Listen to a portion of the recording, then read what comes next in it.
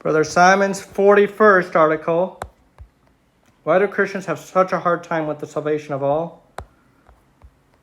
And by hard time, I mean that they not only refuse to believe it, but they are actually fucking loathe the idea of everyone being saved. Go ahead and tell a Christian that God is a savior of all mankind, 1 Timothy 4:10, that there is no hell, that God will save every human ever born, alive at present, or yet to be born, including Hitler. In fact, go ahead and throw in the fact that there is no human free will too.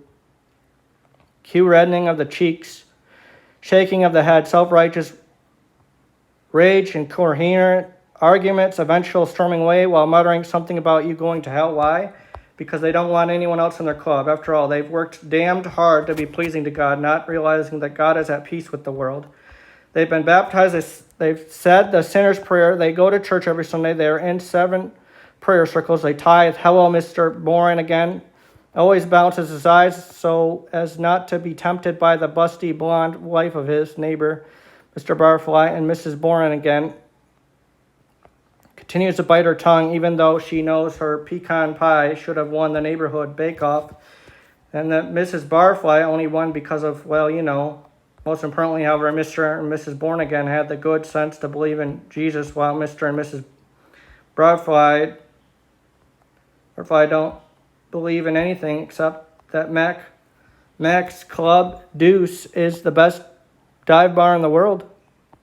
You see, Mr. and Mrs. Born Again believe that they are saved, and Mr.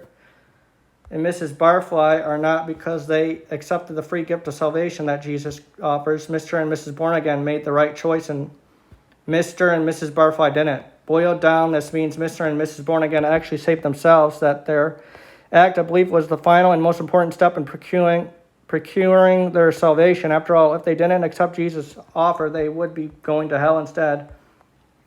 This, ladies and gentlemen, is what we call self-righteousness, and it's ugly, fugly, in fact. So, Mr. and Mrs. Born Again, do you really believe that Jesus suffered for 6 hours on the cross to say nothing of the horrible events prior to his crucifixion, taking on the sins of the whole world so that you would have the final say-so on whether or not he was successful coming into the world to save sinners? 1 Timothy 1:15.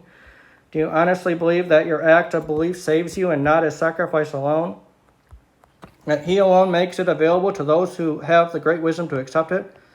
Listen up, Mr. and Mrs. Born Again. Jesus Christ did it all. He procured the salvation for all mankind through his sacrifice. End of story. There is nothing you could ever do to earn salvation for yourself. Likewise, there is nothing you can ever do to lose salvation for yourself. It's a done deal. This is what Paul, the apostle of the nations, calls the snare of the cross. Galatians 5:11, the simplicity of the fact that Jesus Christ accomplished it all without your assistance is